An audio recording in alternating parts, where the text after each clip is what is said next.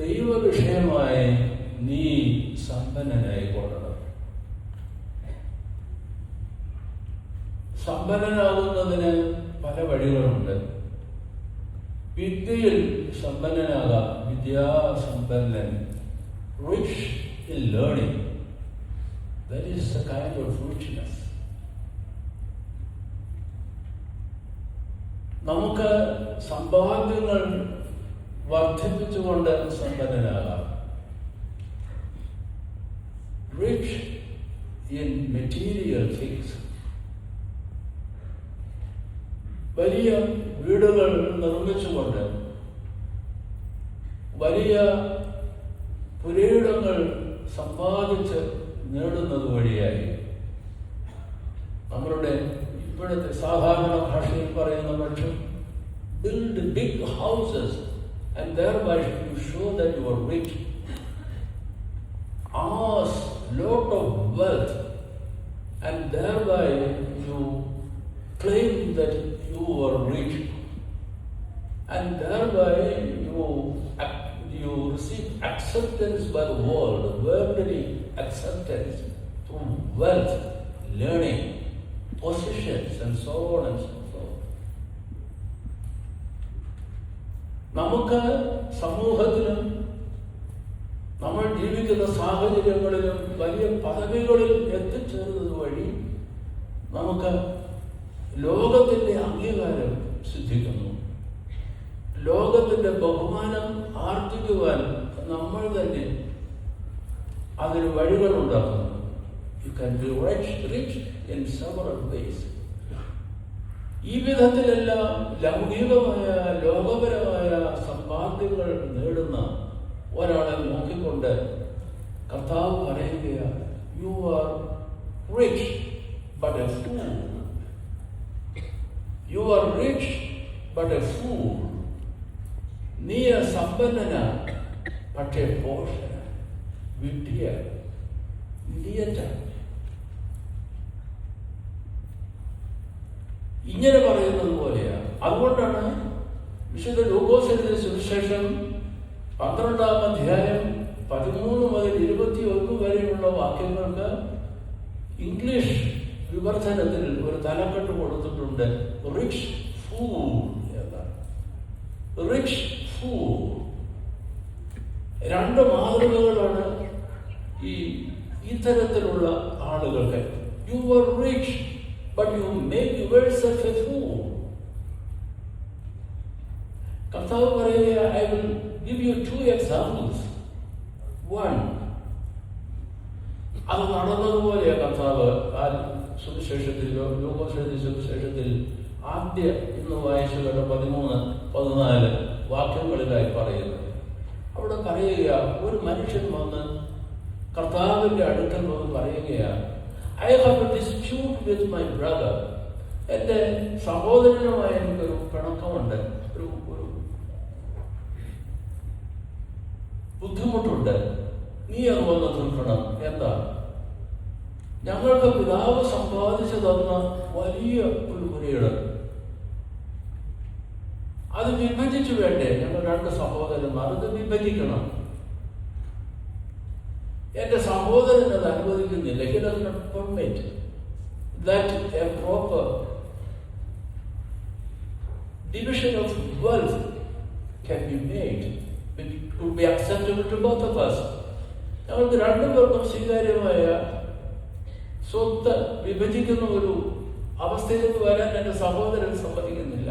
അതുകൊണ്ട് നീ ഇടവക നിൽക്കണം. കർത്താവ് പറയുകയാണ്, ഇതിനെന്നെ ഇടവകക്കാരനാക്കി വെച്ചത് ആരാണ്?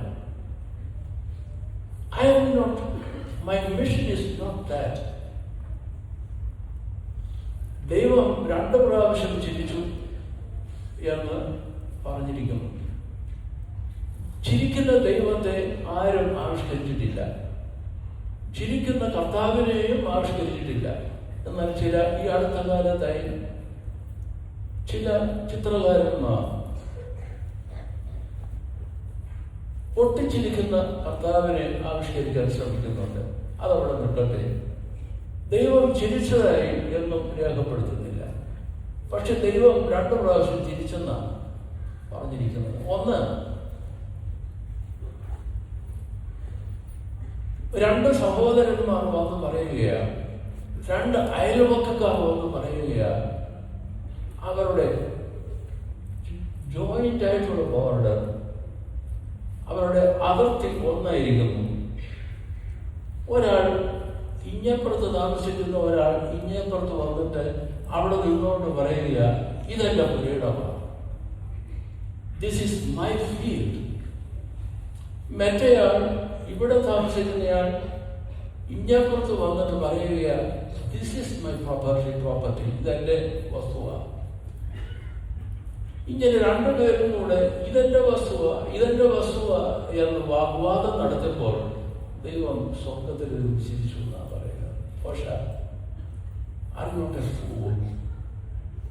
How long? How far? How much? ഇത് 2-3 ചോദ്യങ്ങളുണ്ട്. How long? എത്ര നേരത്തേക്കാണ്? എത്ര അധികമാണ്? എന്നിങ്ങനെ ചോദിച്ചുകൊണ്ട് അന്നവണ്ണം കർത്താവ് ദൈവം തമ്പുരാൻ പൊട്ടിച്ചിരിച്ച് ഈ വാഗ്വാദം കേട്ടിട്ട് വളരെ പരമാർത്ഥമാണ്. അധികാരത്തിന്റെ വിഭജനം, വസ്തുവകകളുടെ വിഭജനം, സ്ഥാനമാനങ്ങളുടെ വിഭജനം, അതിനോടുള്ള ആർത്തി, ഇതെല്ലാം വെച്ചുകൊണ്ട് ഇതെന്റേതാന്ന് പറയുമ്പോൾ തമ്പുരാൻ ചിരിക്കുക. കുഞ്ഞെ, എത്ര കാലമാണ്? എത്ര അധികമാണ്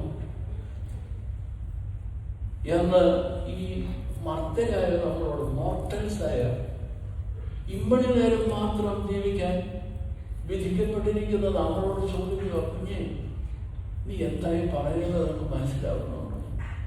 2 പേരോടും ചോദിക്കുക. EDC is not justifying anyone but making enough. പൊട്ടിച്ചിരിച്ചിട്ട് ചോദിക്കുക ദൈവം, how long, how far, how much? വീണ്ടും കർത്താവ് 2ാമത്തെ അതൊരു ഉപമയായിട്ട് ഇവിടെ രേഖപ്പെടുത്തുന്നത്. ഒരു മനുഷ്യന് ഭൂമി വീണ്ടുപോളുണ്ട്, പക്ഷെ കാലാവസ്ഥ അനുവദിക്കുന്നില്ലായിരുന്നു. പക്ഷെ ഈ വർഷം കാലാവസ്ഥ അനുവദിച്ചു, അധ്വാനിച്ചു, നല്ല വിളവുണ്ടായത് 100 പേര് വിളവുണ്ടായതുപോലെയാണ്. അപ്പൊ അവൻ ചിന്തിച്ചു, ഓ, ഇതെല്ലാം ഞാൻ എവിടെ കൊണ്ടുവന്ന് കൂട്ടിവെക്കും? അല്ല, ഞാൻ എൻ്റെ ഭണ്ഡാരപ്പുര പൊളിച്ച് വലുതാക്കി അതെല്ലാം സമ്പാദിച്ച് കൂട്ടിവെക്കുക. ഉടനെ തമ്പുരാൻ ചോദിക്കുക, നീ എന്തായി പറയുന്നത്? നിന്റെ ആത്മാവിനെ നിന്നോട് ചോദിച്ചാൽ, if your soul is required today, and what will happen to the world that you have amassed so far? ഈ 2 കാര്യങ്ങളാണ് കർത്താവോട് പറയുന്നത്. പൊട്ടിച്ചിരിച്ചത് വേറൊന്നുകൂടെ ഉണ്ട്. മനുഷ്യൻ ഇങ്ങനെ വാഗ്വാദം നടത്തി അവനവന്റെ സമ്പാദ്യത്തെ കുറിച്ച്, അവനവൻ നേടിയെടുത്ത പദവികളെ കുറിച്ച്, പേരും പെരുമയും സംബന്ധിച്ച് പുകഴുമ്പോൾ തമ്പുരാൻ സ്വർഗത്തിലിരുന്ന് വിഷമിക്കുന്നുണ്ട്. ദൈവം പൊട്ടിച്ചിരിക്കുന്നുമുണ്ട് ഈ മോഷത്വം കണ്ടിട്ട്. 2ാമതായി ദൈവം പൊട്ടിച്ചിരിച്ചതായി രേഖപ്പെടുത്തിയിരിക്കുന്നത് പറയുന്നത്, ഒരു സ്ത്രീ ഒരു കുഞ്ഞിനെ ഒക്കത്ത് വെച്ച് ഡോക്ടറുടെ അടുക്കൽ ചെന്നു, doctor, my child is too sick, kindly heal him. ഉടനെ വൈദ്യൻ പറഞ്ഞു, വിഷമിക്കണ്ട, ഞാനും കുഞ്ഞിനെ സൗഖ്യപ്പെടുത്തിക്കൊള്ളാം. I will heal your child, said the doctor. ആ സന്ദർഭത്തിൽ God is off in heaven. ഒരേ രോഗത്തിന് തന്നെ ഔഷധങ്ങൾ ഒന്ന് തന്നെ ചെയ്യുന്നു 2 പേർക്ക്. ആ ഔഷധ പ്രയോഗം കൊണ്ട് ഒരാൾ ആരോഗ്യം പ്രാപിക്കുന്നു, ആ മറ്റേയാൾക്ക് സൗഖ്യം ലഭിക്കുന്നുമില്ല. രോഗം ഒന്ന് തന്നെയാണ്, മരുന്നും ഒന്ന് തന്നെയാണ്. ഒരാൾക്ക് സൗഖ്യം, ഒരാൾക്ക് സൗഖ്യമില്ലായ്മ. അതെന്തുകൊണ്ടാണ്? ഹൂ ഹീൽസ് എന്ന ചോദ്യമാണ്. Who heels? സൗഖ്യം തരുന്നത് ആരാ? ഡോക്ടറാണോ? മരുന്നാണോ? അപ്പോൾ ഡോക്ടർ കാണണ്ടേ? മരുന്നുകൾ ചെയ്യണ്ടേ? ചികിത്സ ആവശ്യമല്ലേ? Do you not need medical treatment? Of course. You should go to the doctor and get his advice and medications so that you will be healed. Your illness should be healed. No doubt about that. But when the doctor says, I will heal your child, then God laughs. Who heals ultimately? The doctor? The medication? But ultimately God himself. ഈ ഒരു വിവേകം നമ്മളുടെ ജീവിതത്തിൽ ലഭ്യമാകേണ്ടതാണ്. ദൈവവിഷയമായി സമ്പന്നനാകുമ്പോൾ discernment ഉണ്ടാകും. നന്മതിന്മകളെ തിരിച്ചറിയാനുള്ള വിവേകമുണ്ടാകും. സത്യാസത്യങ്ങളെയും നന്മതിന്മകളെയും ശരി തെറ്റുകളെയും വിവേചിച്ച് നന്മയെ സ്വീകരിക്കാനും തിന്മയെ തള്ളിക്കളയാനും, സ്ഥാപനമായതിനെ സ്വീകരിക്കുവാനും താൽക്കാലികമായവയെ അകറ്റാനും നിനക്കുള്ള discernment, തരംതിരിക്കുവാനുള്ള the capacity to distinguish what is right and what is wrong. And that wisdom is God given. ദൈവവിഷയമായി സമ്പന്നനാകണം. ഒരാൾക്ക് അത്ര ഭൂമി വേണം? ടോൾസ്റ്റോയുടെ മനോഹരമായ ഒരു ചോദ്യമാണ്. അതേ സംബന്ധിച്ച് വിശ്വപ്രസിദ്ധമായ ഒരു കഥയുമുണ്ട്. മലയാളത്തിൽ അതിനൊരു പാരഡി ഉണ്ടായി. അത് ഞാനിങ്ങനെ സാധാരണ ഭാഷയിൽ പറയും. കുഞ്ഞുമറിയമ്മ പട്ടിണിയായിപ്പോയി. 1.5 വയസ്സുള്ളപ്പം ഭർത്താവ് മരിച്ചുപോയി. വാടക വീട്ടില്ല. ഭർത്താവ് അധ്വാനിച്ച് കൊണ്ടുവരുന്നത് കൊണ്ട് വീട് കഴിയുന്നത്, വാടക കൊടുക്കുന്നത്. പെട്ടെന്ന് ഭർത്താവ് മരിച്ചുപോയി. ഈ ഒക്കത്തിരിക്കുന്ന കുഞ്ഞിനെയും കൊണ്ട് ജോലിക്ക് വരാൻ അവൾക്കാവില്ല. കുഞ്ഞറിയാൻ ഭക്തയ തമ്പുരാന്റെ അടുക്കൽ ചെന്നു ഈ കുഞ്ഞിനെ മുമ്പിൽ വെച്ച് പ്രാർത്ഥിച്ചു, തരണം തരണം തരണം. ഈ കുഞ്ഞിനെ ജീവിക്കാനെങ്കിലും മതി, ഞാൻ പണി കിടന്നോളാം, പക്ഷെ എൻ്റെ കുഞ്ഞിനെ വളർത്തണം. നിർവാഹമില്ല, നീ ഇടപെട്ടേ പറ്റുള്ളൂ. തമ്പുരാനോടൊരു സ്വാതന്ത്ര്യത്തിൽ പറഞ്ഞു. അങ്ങനെ പറഞ്ഞ് പേർത്തും തമ്പുരാന്റെ അടുക്കൽ പ്രാർത്ഥിച്ച് അവസാനം മാലാഖ പ്രത്യക്ഷപ്പെട്ട് കുഞ്ഞുമറിയാമ്മയോട് പറഞ്ഞു, കുഞ്ഞുമറിയാമ്മേ നീ വിഷമിക്കണ്ട കേട്ടോ, തമ്പുരാൻ എന്നോട് പറഞ്ഞു നിനക്ക് ആവശ്യമുള്ളതെല്ലാം കൊടുത്തേക്കാൻ, പ്രത്യേകിച്ച് നിന്റെ കുഞ്ഞിനെ വളർത്താൻ ആവശ്യമുള്ളതെല്ലാം നൽകിയെന്ന് എന്നോട് പറഞ്ഞിരിക്കുക. പക്ഷെ ചില വ്യവസ്ഥകളുണ്ട്, നീ വാ. അവൻ മാലാഖ വന്ന് കുഞ്ഞുമറിയാമ്മയെ കൊണ്ടുപോയി ഒരു മുറിയുടെ മുമ്പിൽ നിർത്തി. അതൊരു വാതിലുണ്ട്. ആ ഭിത്തിയിൽ ഒരു ഘടികാരമുള്ളൊരു ബ്ലോക്കുണ്ട്. കുഞ്ഞുമറിയാമ്മയോട് പറഞ്ഞു, ഇത് നോക്കിക്കേ, ഈ മുറിയുടെ നടുക്ക് നോക്കിക്കേ, ഒരു വലിയ പാത്രം. ആ പാത്രത്തിൽ നിറച്ച് സ്വർണ്ണനാണയം. സ്വർണ്ണനാണയം ഇത് കണ്ടപ്പോ പെണ്ണല്ലേ, അവരുടെ കണ്ണ് വല്ലാതെ മഞ്ഞടിച്ചു.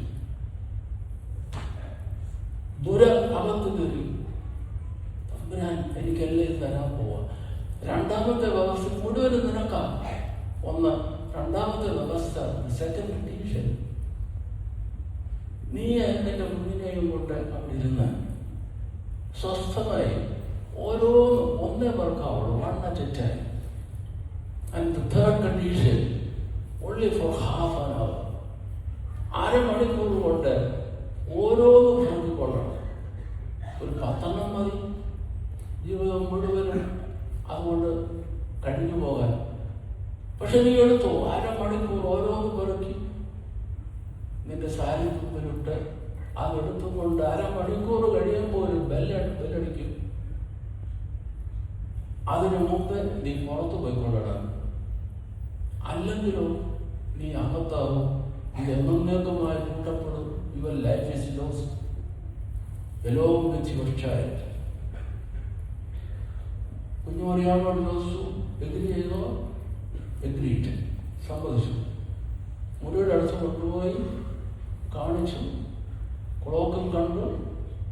അവിടെ ഇരിക്കാൻ പറഞ്ഞിരുന്നു. സാരത്തുമ്പ്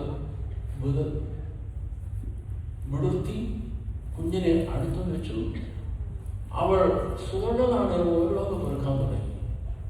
15 മിനിറ്റ്, 20 മിനിറ്റ്, 25 മിനിറ്റിന് 5 മിനിറ്റൂടെ ഉള്ളൂ. അവരുടെ ഹൃദയം പിടഞ്ഞു. ഇനിയും പോരാ, എത്ര വേണം അവൾ പറക്കിക്കൊണ്ടേയിരുന്നു. 29ാമത്തെ മിനിറ്റ്, ഇനി 1 മിനിറ്റേ ഉള്ളൂ. അവളുടെ ആവേഗം കൂടി, അവളുടെ സ്പീഡ് കൂടി അവൾ പറക്കിക്കൊണ്ടേയിരുന്നു. മണി മുഴങ്ങി. അരമണിക്കൂറിൻ്റെ അവൾ പെട്ടെന്ന് സാരിത്തുമ്പിൽ നേടിയതെല്ലാം കൂടെ കൂട്ടിവെച്ച് പുറത്തിറങ്ങിയത് വാതിലടച്ചു. പക്ഷേ അവൾ ഒരു കാര്യം എടുക്കാൻ മറന്നുപോയി. കുഞ്ഞുമറിയാമ മറന്നു നിൽക്കുക. ഈ പണം നേടിയതെല്ലാം ആർക്കു വേണ്ടിയാ? കുഞ്ഞിന് വേണ്ടിയാ. എനിക്ക് ജീവിച്ചില്ലേലും കുഴപ്പമില്ല, എൻ്റെ കുഞ്ഞിന് ജീവിക്കണം. അതിനാ. നീട്ടി പറയേണ്ടതൊന്നും ഇനിയില്ലല്ലോ. ദൈവവിഷയമാകാതെ സമ്പന്നനാകുന്നവർ തമ്പുരാനെ ഓർത്ത് 29 മിനിറ്റായപ്പോൾ സ്വർഗത്തിലേക്ക് നോക്കും. മതി തമ്പുരാനെ, എല്ലാം താന്നല്ലോ, മതി. ഇനിയും സ്വസ്ഥ. കിട്ടിയതിൻ്റെ ഇത്തിരി പങ്ക് എൻ്റെ അനിയത്തി കുഞ്ഞന്നാമ്മ വല്ലാതെ വിഷമിച്ചിരിക്കുക. അവരുടെ കൊടുത്തേക്കാം. അയൽവക്കത്തെ കൊച്ചേരിയാണെങ്കിൽ പ്രശ്നമുണ്ട്, അവർക്ക് കൂടി ചിലപ്പോൾ പകുത്ത് കൊടുത്തേക്കാം.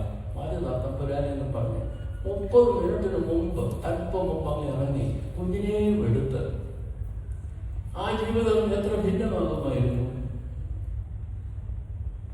ഇതെല്ലാം എനിക്ക് തമ്പുരാൻ തന്നതാണ്. സ്തോത്രം. ഒരുപാടുണ്ടല്ലോ, ഇത്തിരി ഇല്ലാത്തവർക്കും കൂടെ കൊടുത്തേക്കാം. നന്ദി കർത്താവേ എന്ന് പറയുവാൻ. ദൈവവിഷയമാകാതെ സമ്പന്നനാകുന്നവന്റെ എല്ലാ കാര്യം ആരോട്ടിരിക്കും. ആരോട്ടിരിക്കും. പ്രിയമുള്ളവരെ, തമ്പുരാൻ നമ്മളെ പഠിപ്പിക്കുന്ന വലിയ പാഠമാണ്. അറിവോ rich in divine, in godly things or material things. ലൗകികമായ കാര്യങ്ങളിൽ നീ സമ്പന്നനോ അതോ ദൈവിക കാര്യങ്ങളിൽ നീ സമ്പന്നനോ? ഇതിനെല്ലാം ഒരു പ്രൊപ്പോർഷൻ വേണം, ഒരു അനുപാതം വേണം. If the proportion is lost, disproportionate ആയിപ്പോലെ ജീവിക്കണ്ടേ? അധ്വാനിക്കണം, സമ്പാദിക്കുകയും വേണം. പക്ഷേ ഒരു പ്രൊപ്പോർഷൻ വേണം. ദൈവത്തോടുള്ള നമ്മളുടെ ബന്ധവും സ്ത്രീഭായിനെയൊക്കെ നോക്കി പഠിക്കേണ്ട പാഠമാണ്. കാൽവരിയിൽ യാഗമായി തീർന്ന പരിത്യാഗിയായ കർത്താവ് സ്നേഹത്തിൽ കുതിർന്ന സേവനം കൊണ്ട്, നന്മ കൊണ്ട്, വീണ്ടെടുപ്പിന്റെ പുത്തൻ അനുഭവം കൊണ്ട് നമ്മളെ സമ്പന്നനാക്കിയ തമ്പുരാനെ നോക്കി നീ ത്യാഗത്തിന്റെ, പങ്കുവയ്ക്കലിന്റെ പാഠം നീ പഠിക്കേണ്ടതുണ്ട്. ദൈവത്തിന്റെ കൃപ നമ്മളെല്ലാവരും